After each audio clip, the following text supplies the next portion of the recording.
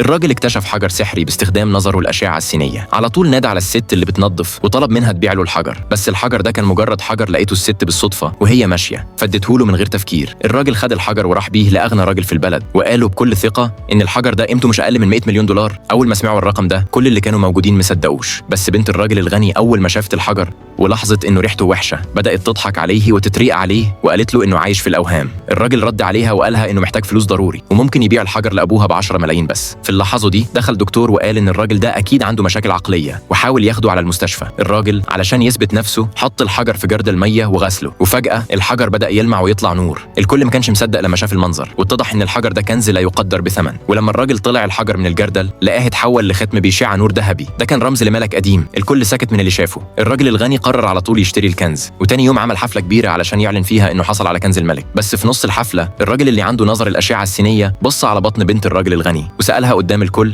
هو انت كنت بتاكلي كتير من اماكن مجهوله الفتره اللي فاتت؟ الناس كلها انفجرت من الضحك، والبنت احمر وشها من الاحراج وقامت ضربته بالقلم وقالت له: انت بتقول ايه؟ الراجل حاول يدافع عن نفسه وقالها ان بطنها فيها سموم كتير ولو ما اتعالجتش بسرعه حياتها هتكون في مشكله.